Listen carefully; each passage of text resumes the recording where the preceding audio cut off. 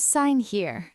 The pen trembled in Nora's fingers as she stared at her name on the contract, the document that would legally transfer ownership of her life to the elegant Korean man counting out $100 bills across the table. "Uncle James, please," she whispered, tears burning paths down her cheeks. "Don't do this." Her uncle wouldn't meet her eyes as he snatched the money from Namor Kim's manicured hands. The same man who'd raised her after her parents died, who'd promised her a fashion internship in Seoul, was selling her to cover gambling debts. "The contract requires her signature," Namor said, his voice soft like velvet over steel. "Unlike you, I conduct business properly." Before we dive into the story, if you're enjoying this content, please hit that subscribe button for Heart of Seoul. When Nora's hand refused to move, Namor leaned forward, his dark eyes assessing her with the precision of someone who had commodified human life into a science.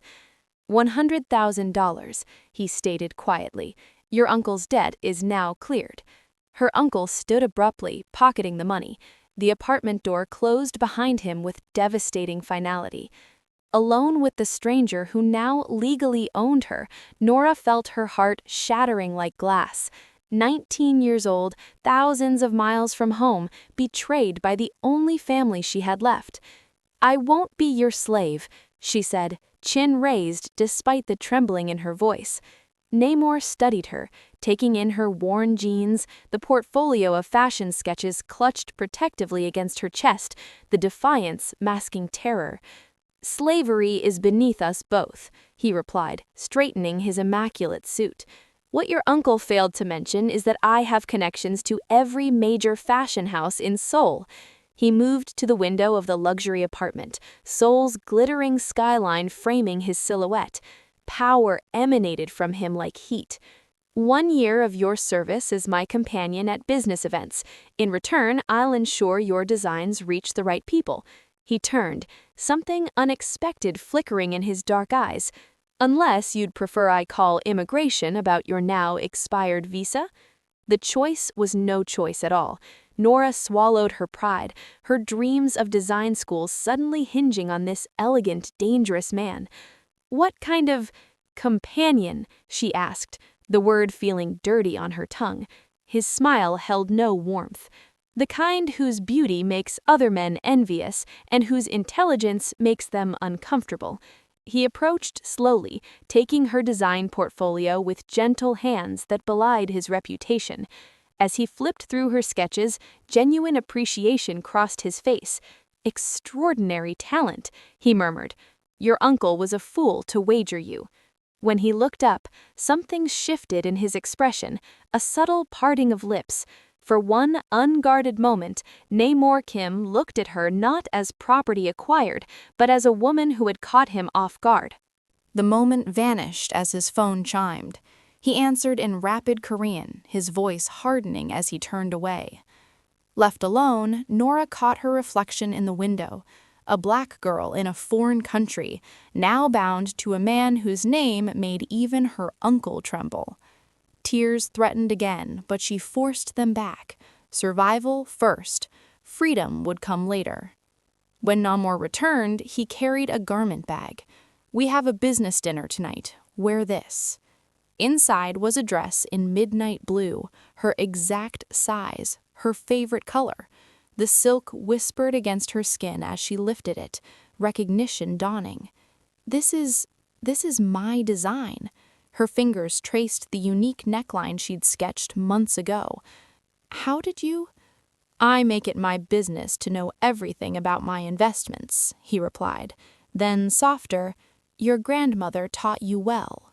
The mention of her beloved grandmother, dead 3 years now, struck Nora like a physical blow. How did he know about the woman who had taught her to sew, who had whispered, "Create beauty in this world," as she'd passed away? As if reading her thoughts, Namor stepped closer. "I know what it's like to lose everyone you love, to be alone in a world that sees you as nothing but currency." His fingers lifted her chin, eyes searching hers. "I won't hurt you, Nora Park, but I will own you. For 1 year." As Nora prepared for her first night as the companion of Seoul's most feared man, one question burned in her mind.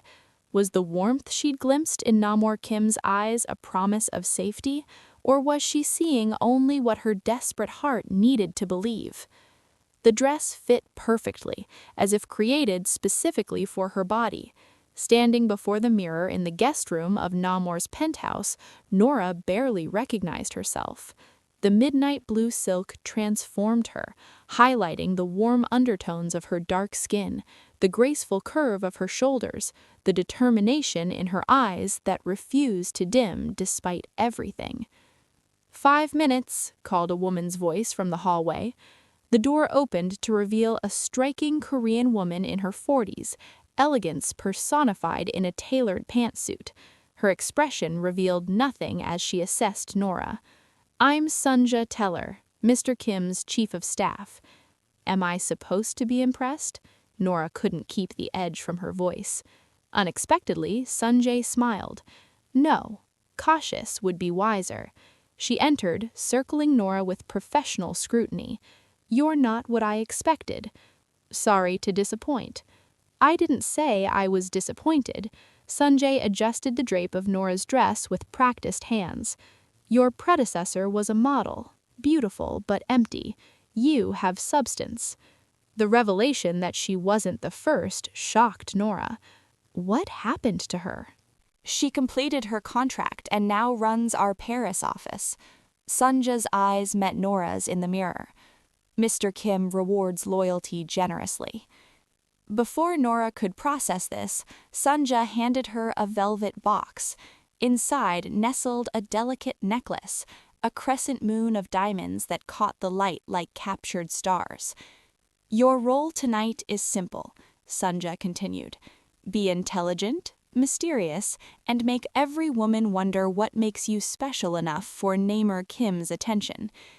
"I'm not his possession," Nora insisted. "Of course you are." Sunja's tone was matter-of-fact, not unkind. "The question is what you'll become after." When they entered the living room, Namor stood at the window, Seoul's nightscape creating a backdrop of glittering lights. He turned, and for a heartbeat, genuine surprise crossed his face.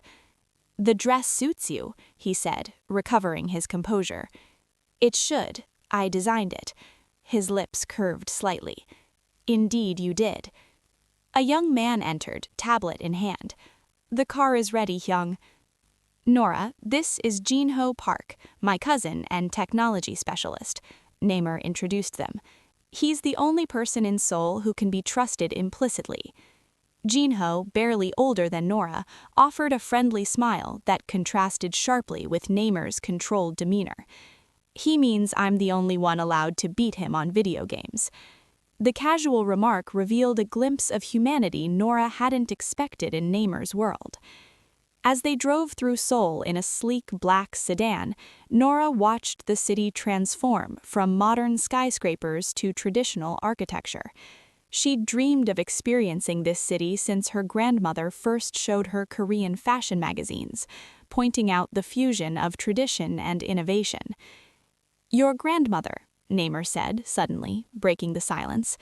"She was a designer." Nora stiffened. "How do you know about her?" "Your portfolio included sketches on paper with her handwriting in the margins." Of course, her precious portfolio that her uncle had handed over with her life. "She taught alterations in our neighborhood. Couldn't afford fashion school herself, but she recognized my talent." The memory ached. "She died believing I'd make it." Something shifted in Namor's expression. Recognition, perhaps. Understanding.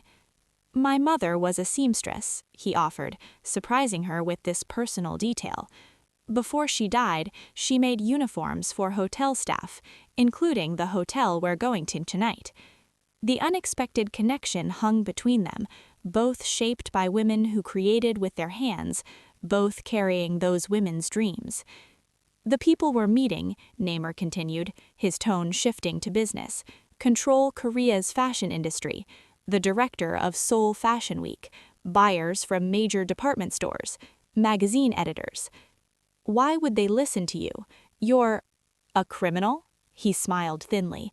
My legitimate businesses fund half their ventures.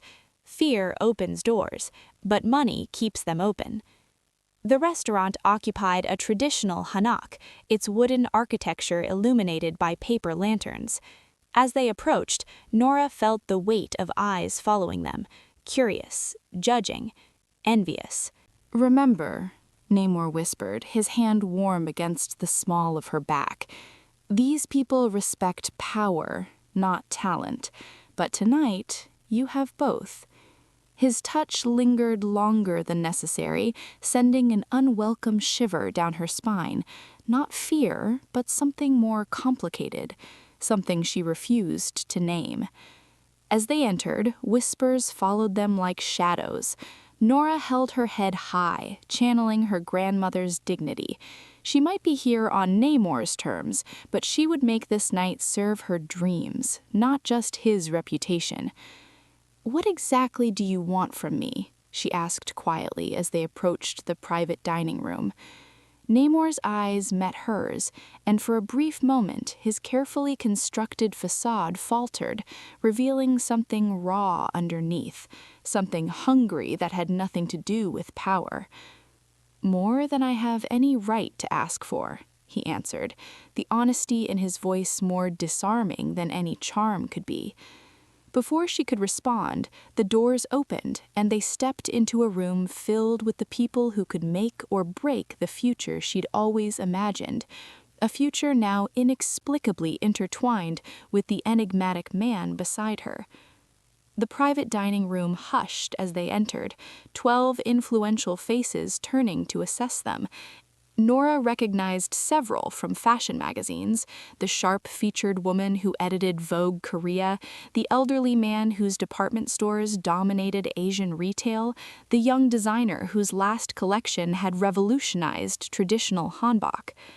Namor guided her with practiced ease, making introductions in a mixture of Korean and English. Nora felt their evaluating gazes, not just on her, but on her dress. "You designed this?" asked the editor, fingers reaching out to touch the fabric without permission. "Yes," Nora answered, finding her voice. "It's from my Seoul Moonlight collection."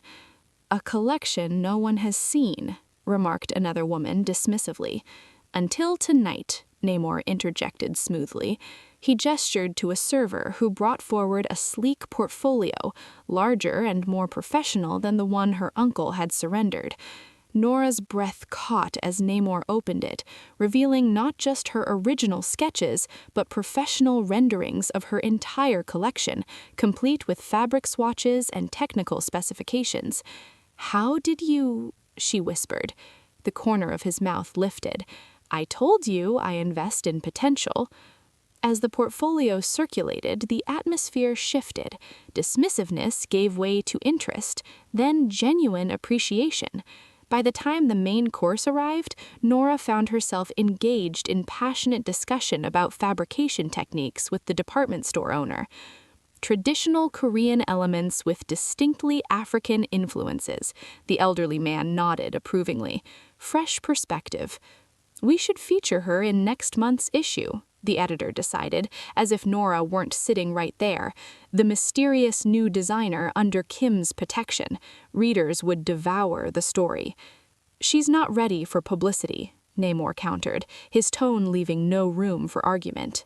The editor's eyebrows rose. "Since when do you shield your assets from exposure, Namor?" Something dangerous flashed in his eyes. "Since now." The tension was interrupted by the arrival of another guest, a strikingly handsome Western man whose confident entrance suggested he was accustomed to being the center of attention. "Elijah Taylor," Namor introduced him coolly, "American investor." "And old friend," Elijah added, his smile not reaching his eyes as they assessed Nora. "I don't believe I've had the pleasure." "Nora Park," she introduced herself, noting the subtle tightening of Namor's jaw. "Nora," Elijah repeated, taking the seat beside her. "Beautiful name for a beautiful woman. How exactly did you connect with our mutual friend here?" Before she could formulate a response that wouldn't reveal her humiliating circumstances, Namor intervened. Nora's collection will debut at Seoul Fashion Week, he announced, shocking everyone at the table, Nora most of all. That's in 6 weeks, protested the fashion director. The schedule is finalized. Adjust it, Namor replied simply. As conversation exploded around her, Nora leaned close to Namor. "What are you doing?" she hissed. "I have sketches, not samples, no models, no runway experience." "Details," he dismissed, though his eyes held something apologetic. Sometimes opportunity requires a push. Across the table, Elijah watched their exchange with calculating interest. Later, as they prepared to leave, Elijah cornered Nora in the corridor outside the restrooms. "A word of advice," he said, his American accent a sudden reminder of home. "Whatever he's promised you, get it in writing." "I don't need your advice," Nora replied stiffly. Elijah's smile turned knowing. "He collected my sister the same way, promised her the world, kept her like an exotic pet for a year, then discarded her when a newer model caught his eye." The revelation hit Nora like physical pain. "You're lying." "Ask him about Zora Taylor," Elijah's eyes hardened. "Ask him what happened after her year was up." Before she could respond, Namor appeared, his presence filling the narrow space with sudden tension. "Is there a problem?" he asked, voice dangerously soft. "Just getting acquainted with your latest acquisition. Family concern, you understand." Understanding dawned on Namor's face. "You should leave, Elijah." "Should I?" Elijah's stance shifted subtly, threatening. "Or should I tell Nora exactly what kind of man she's dealing with?" The corridor temperature seemed to drop 10 degrees. "Your sister broke our contract, not me," Namor stated flatly. "You knew the consequences." "The consequence was her career," Elijah's controlled facade cracked. "You blacklisted her across Asia." Nora looked between them, suddenly understanding she was a pawn in a much older game. "I want to go home," she told Namor, her voice steady despite her racing heart. In the car, silence stretched between them like a chasm. Finally, Nora broke it. "Was I just revenge against Elijah? Is that why you bought my contract?" Namor's profile remained impassive in the dim light. "No." "Then why?" He turned to her, something raw and honest in his expression. "Because when I saw your designs, I recognized something I thought had died years ago." "What?" "Hope." The word hope lingered between them like a fragile bridge. Back at the penthouse, Nora stood on the balcony, Seoul's nightlights creating a galaxy below her. Namor approached with 2 cups of tea, offering one silently. "Tell me about Zora Taylor," she said without preamble. Namor's shoulders tensed, but he didn't deflect. "She was Elijah's younger sister, a model who wanted to design. Talented, but impatient." "And you offered her what you're offering me?" "Similar terms." He leaned against the railing, looking out rather than at her. "She broke our agreement by selling proprietary designs to a competitor, designs I'd invested millions in developing." Nora studied his profile, searching for deception. "So you ruined her?" "I enforced our contract." His voice hardened. "Business is business." "And what am I? Business or something else?" The question hung in the air between them, charged with possibilities neither was ready to name. "You should get some rest," he said instead of answering. "Tomorrow we start preparations for your collection." Over the following weeks, Nora's life transformed into a whirlwind of creation. Namor converted the penthouse's guest wing into a studio equipped with everything she needed. Talented pattern makers and seamstresses appeared, ready to transform her sketches into reality. A team of Korean and Black models was assembled for fittings. Despite herself, Nora thrived under the pressure. Her designs, a fusion of Korean silhouettes with West African textiles and details, came to life more beautifully than she dared imagine. The anticipated humiliation of being Namor's companion failed to materialize. At business functions, he treated her with respect, introducing her as a designer under his patronage, never implying anything more intimate. Yet something was shifting between them. She caught him watching her work, genuine admiration in his eyes. When she struggled with a technical problem, he appeared with obscure reference books from his private collection. When she worked late into the night, he brought food, sitting silently as she ate, discussing design concepts with unexpected insight. "Why do you care so much about fashion?" she asked one night, surrounded by fabric swatches and technical drawings. "You're a businessman." Something vulnerable flickered across his face. "My mother designed clothing she never got to wear, created beauty while living in ugliness." Like my grandmother, Nora realized. Their eyes met in shared understanding, the connection deepening without either acknowledging it. 4 weeks before the show, disaster struck. Nora entered the studio to find Sunja waiting with grave news. "There was a fire at the manufacturing facility," she explained. "Half your samples were destroyed." The devastation must have shown on Nora's face, because Sunja continued quickly. "Mr. Kim has already secured a new facility, but the timeline Is impossible," Nora finished, calculating the work required. "We'd need twice the staff working around the clock." "Then that's what we'll have," came Namor's voice from the doorway. He entered, jacket discarded, sleeves rolled up. "Whatever you need." "Why?" Nora challenged, emotions raw. "Why go to these lengths for me?" The question silenced the room. Sunja discreetly withdrew, leaving them alone amidst the chaos of creation. Namor approached slowly, stopping close enough that Nora could see the flecks of amber in his dark eyes. "Because watching you create is the closest thing to peace I've known in 20 years, he admitted, voice low and intimate. "Because your talent deserves to be seen." His hand reached up, fingers hesitating a breath away from her cheek, not quite touching. "And because when I'm with you, I remember who I wanted to be before the world taught me to be someone else." The confession, raw and unplanned, stripped away the power dynamic that had defined them. For the first time, Nora saw not the Mafia boss, not the businessman, but simply a man, damaged, complicated, and unexpectedly vulnerable. She closed the distance between them, pressing her palm against his chest where his heart beat strong and steady. "Show me that man," she whispered. "I want to know him." The moment balanced on a knife's edge of possibility until Namor's phone rang, shattering the connection. He stepped back, composure returning as he answered. "What?" he demanded, then paled visibly. "When?" After hanging up, he turned to Nora with renewed distance in his eyes.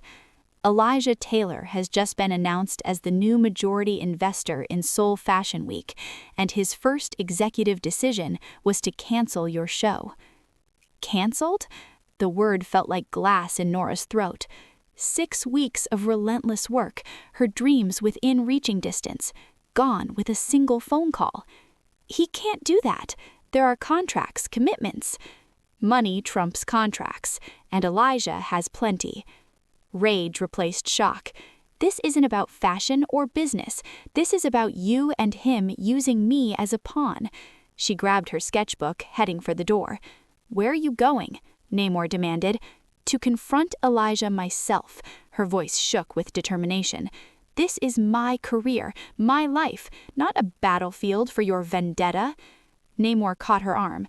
"Nora, you don't understand who you're dealing with." "I understand perfectly. I'm dealing with men who see people as possessions. First my uncle, then you, now Elijah." Something fractured in Namor's expression. "Is that what you think? That you're still just property to me?" "Aren't you?" The question hung between them, raw and honest. "You bought me, Namor, set a price on my worth and paid it." "Yes," he admitted, voice low. "I did something unforgivable. But what started as business became—" He stopped, struggling with words that didn't come easily to him. "Became what?" Before he could answer, Sunja entered with urgent news.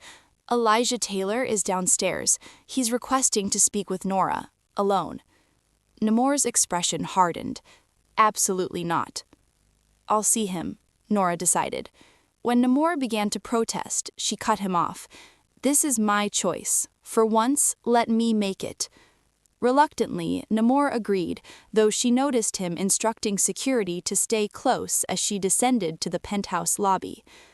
Elijah waited by the windows, urban confidence in his tailored suit. "Miss Park," he greeted with practiced charm, "I was hoping we could discuss your future." "You mean the future you just destroyed?" she countered. His smile didn't waver. "On the contrary, I'm offering you something better than a slot at Seoul Fashion Week." He handed her a business card. "New York Fashion Week, main stage, full financing."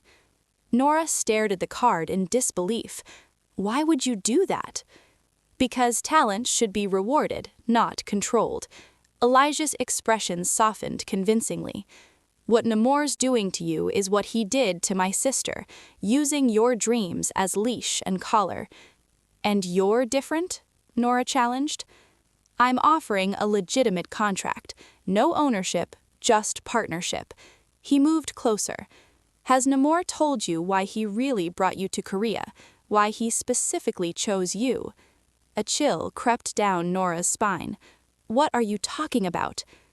"Ask him about Kim Enterprises' expansion in Chicago," Elijah said. "Ask him why your uncle's gambling debts were to Namor's casinos specifically." The implication struck like physical pain. "You're saying he orchestrated all of this, created my uncle's debt deliberately?" "Namor Kim doesn't believe in coincidences," Elijah confirmed. "He's been watching you for over a year, planning this." The world tilted beneath Nora's feet. Every moment of connection, every shared vulnerability, was it all calculated manipulation? She stumbled back to the elevator, mind reeling. When she returned to the penthouse, she found Namor waiting, tension evident in every line of his body. "What did he offer you?" he asked without preamble. "The truth," Nora answered, voice hollow. "Something you've never given me." Namor went still. "What did he tell you?" "That you created my uncle's debt, that you engineered my entire situation." She stepped closer, searching his face. "Tell me he's lying." The silence stretched between them, damning in its length. "Not everything," Namor finally said. "But yes, I arranged to acquire your uncle's debt." The confirmation shattered something inside her. Why? Why would you go to such lengths for a stranger? Namor turned away, moving to his desk where he unlocked a drawer. From it, he withdrew a faded magazine, a Korean fashion publication from 17 years earlier.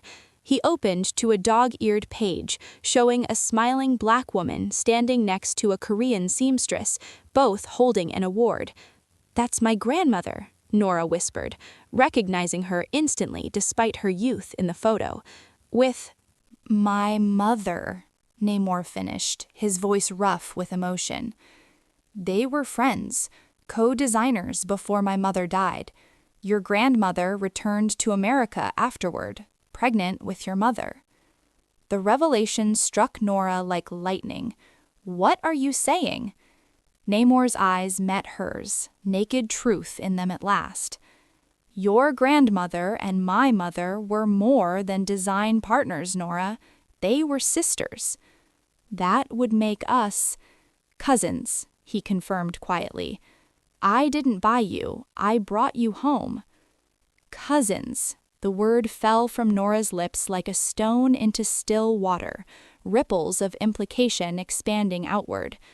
"All this time you knew we were family, and you said nothing?" Namor ran a hand through his immaculate hair, disheveling it in a gesture that made him seem suddenly younger, more vulnerable. "Would you have believed me? An unknown Korean man claiming to be your cousin?" His laugh held no humor. "I needed you to come to Korea first." "So you purchased me," Nora said flatly. "Your own family." "I protected you the only way I could," frustration edged his voice.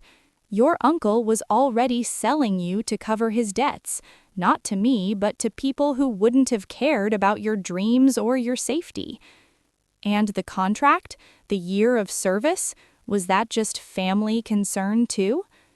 Pain flashed across his face. I needed time.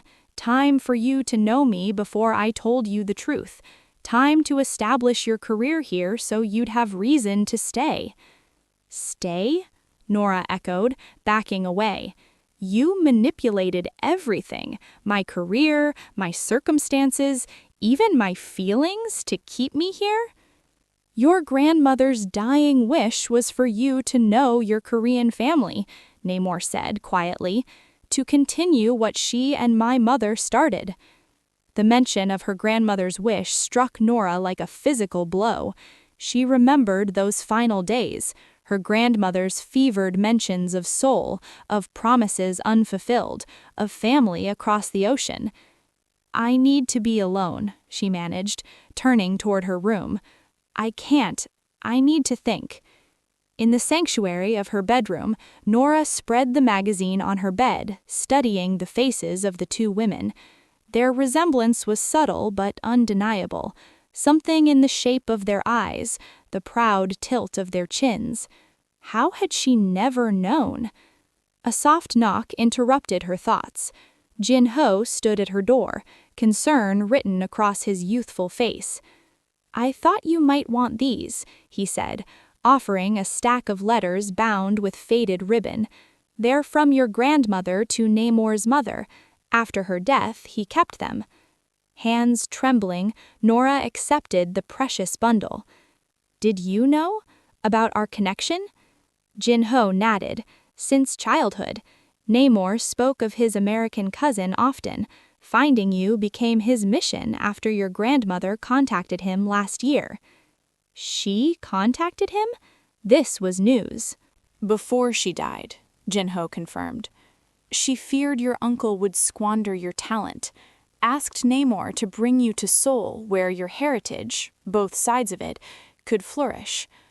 The revelation shifted everything yet again.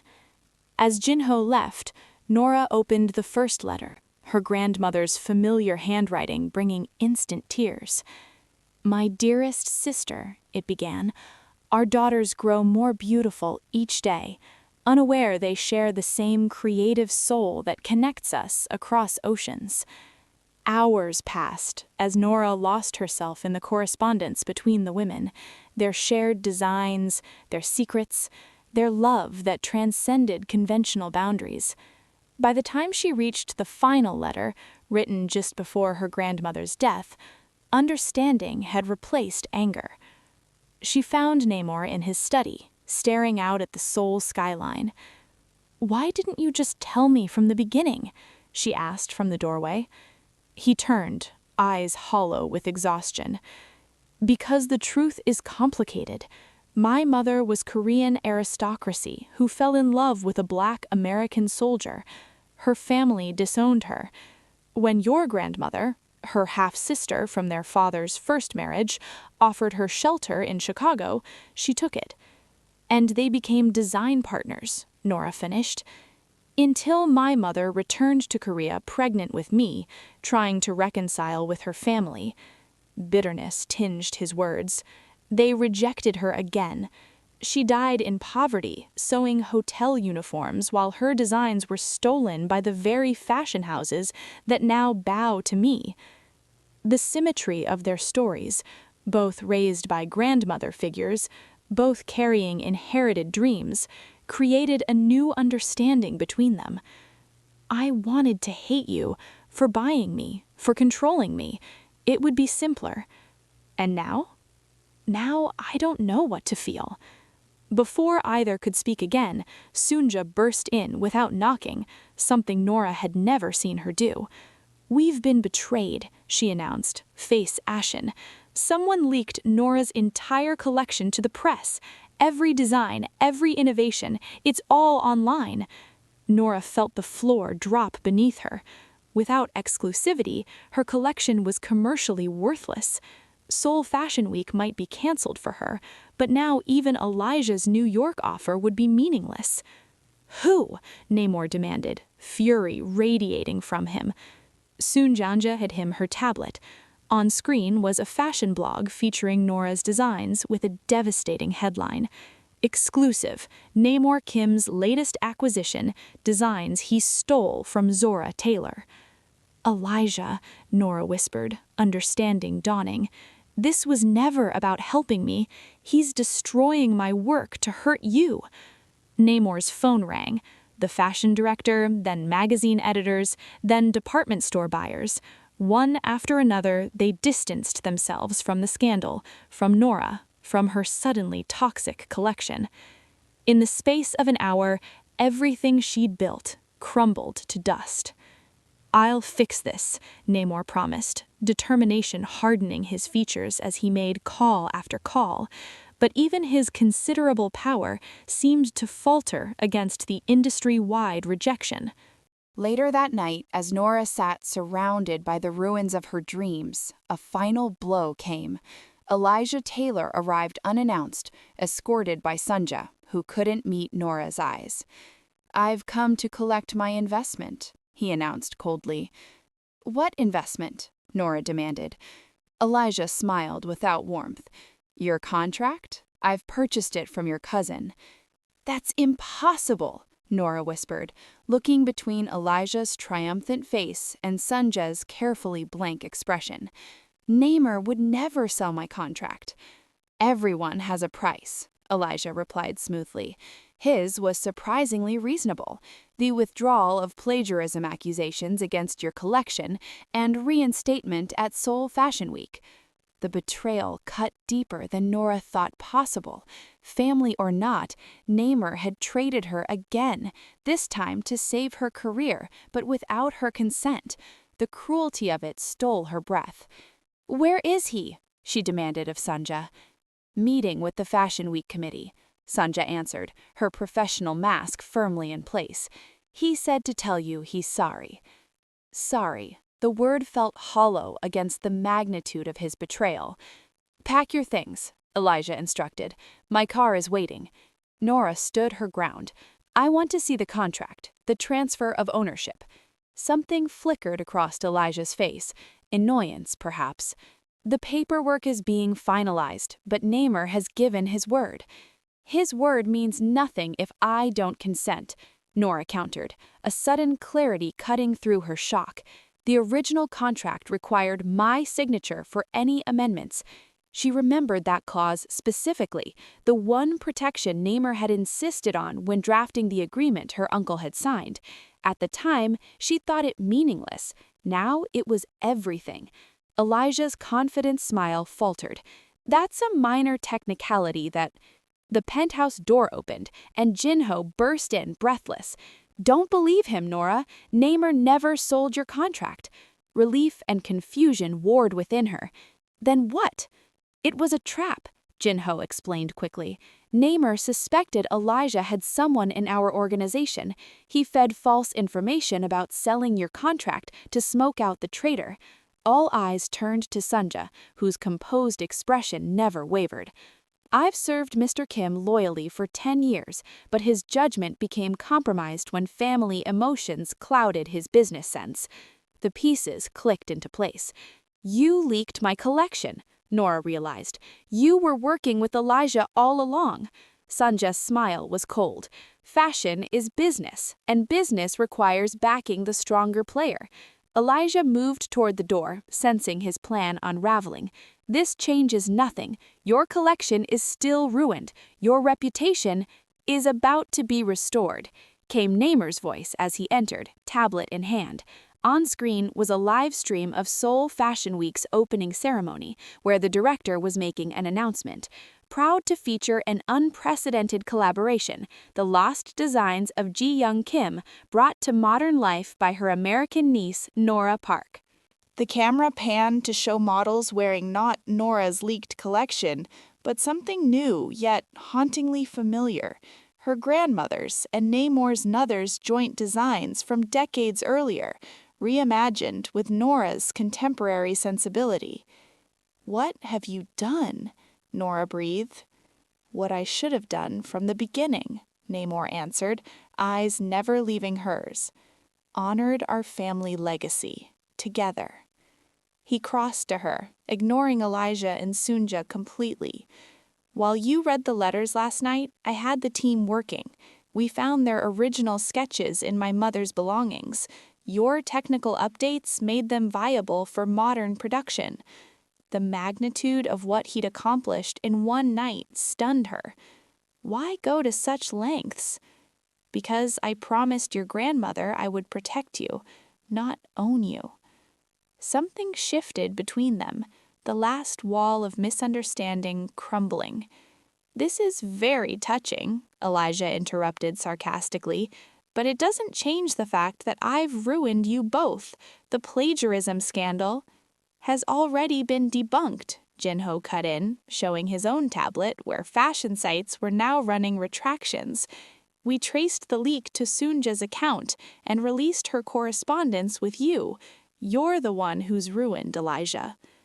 As security arrived to escort Elijah and Sunja out, Namor turned to Nora, uncertainty in his eyes for the first time since she'd known him.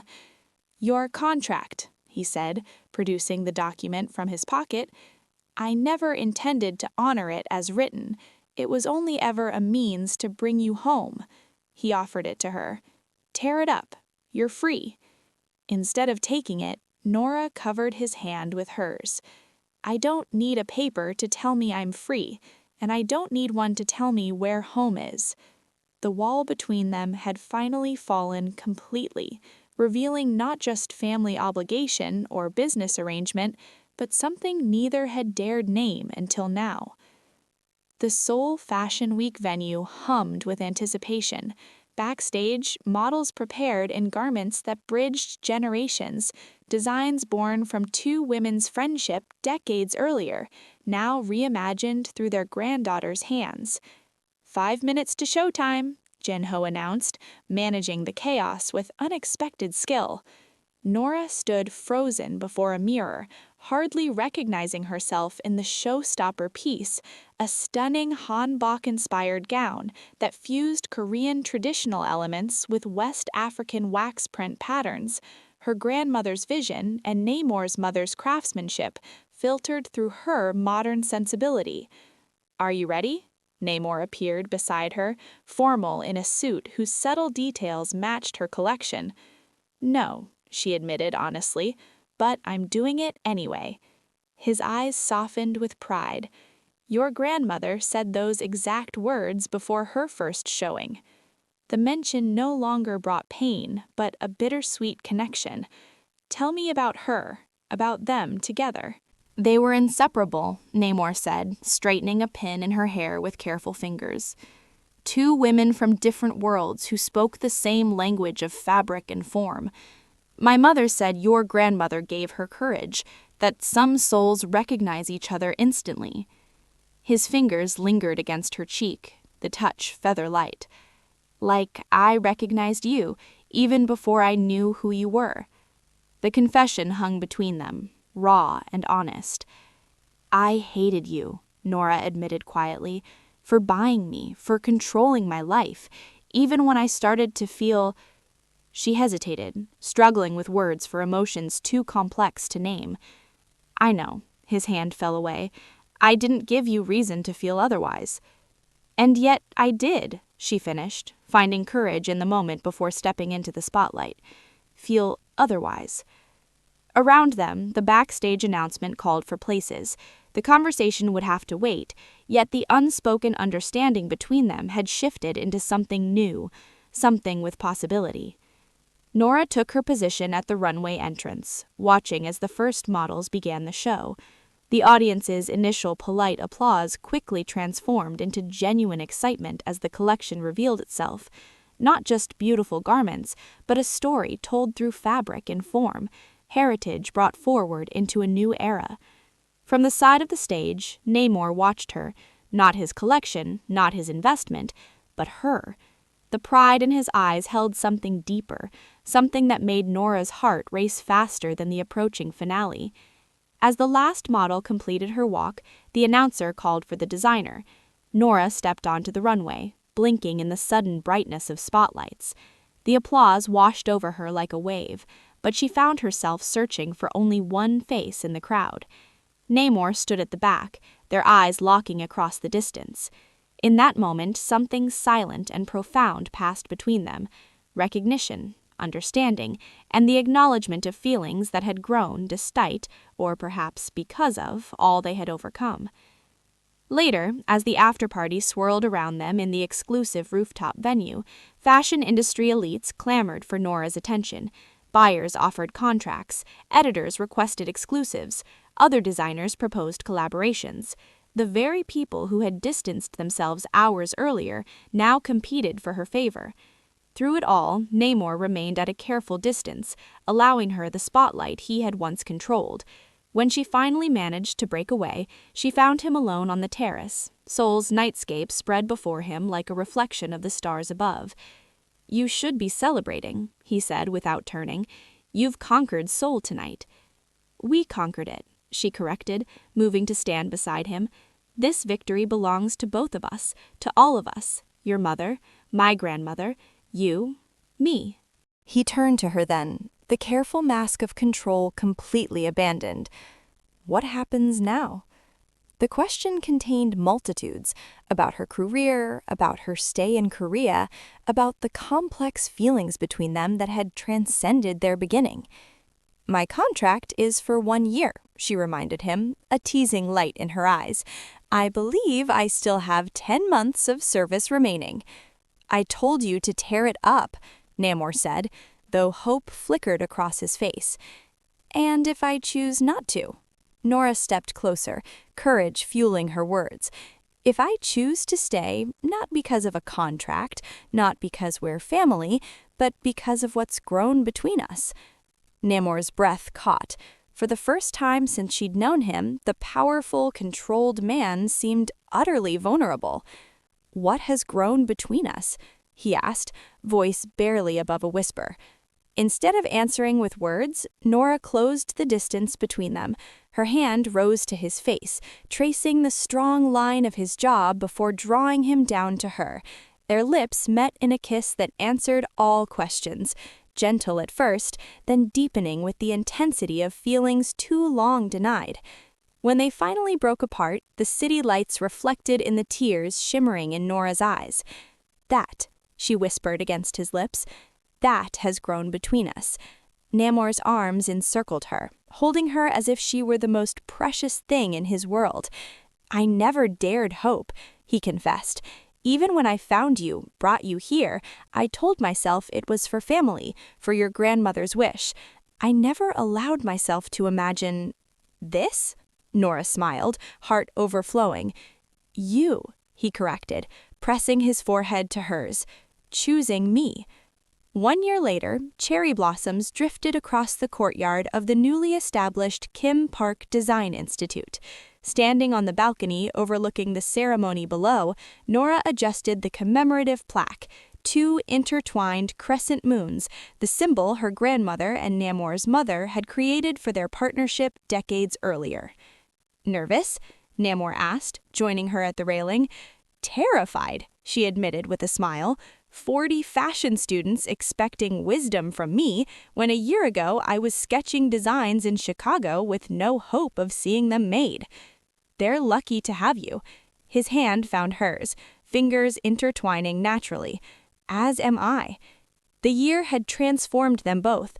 Nora's debut collection had launched her career internationally, while Namor had redirected his business empire toward legitimate enterprises, luxury hotels, fashion production, investment in young designers. The shadows of his past hadn't disappeared entirely, but they no longer defined him. Most profound was the change between them. The contract that had brought them together was ceremonially burned on its expiration date 3 months earlier. What remained was chosen freely, a partnership built on mutual respect, shared heritage, and love that had grown despite their complicated beginning. "Your grandmother would be proud," Namor said softly, "of the Institute, of what you've accomplished, of what we've accomplished." Nora corrected. She and your mother started this journey. We're just continuing their legacy. Below, students and faculty gathered for the Institute's opening ceremony. Young designers from Korea, America, and across Africa, all on scholarships funded by the foundation Namor and Nora had established together.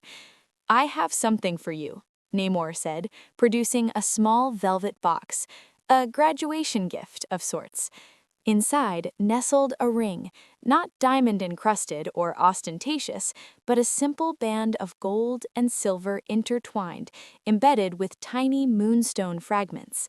It's not what you think, he added quickly, seeing her expression, or rather, not only what you think. Nora raised an eyebrow, amused by his sudden uncertainty. This was my mother's, he explained. She called it her freedom ring, the one possession she brought from America that her family couldn't take from her. Your grandmother had a matching one. Nora's breath caught. I remember it. She never took it off. They made them together, as a symbol that true bonds can't be broken by distance or circumstance. Namor's eyes held hers.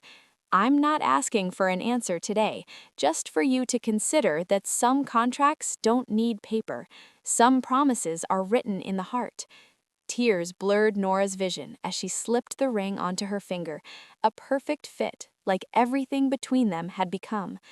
I think, she said softly, my answer has been forming since the moment I stopped hating you and started seeing you, really seeing you. His smile, rare, genuine, unguarded, warmed her to her core. And what answer is that? Instead of replying, she kissed him, pouring into it all the emotion words couldn't contain. When they broke apart, foreheads touching, breath mingling, the future stretched before them, bright with possibility, rich with shared purpose. We should go down, she whispered eventually. They're waiting for us.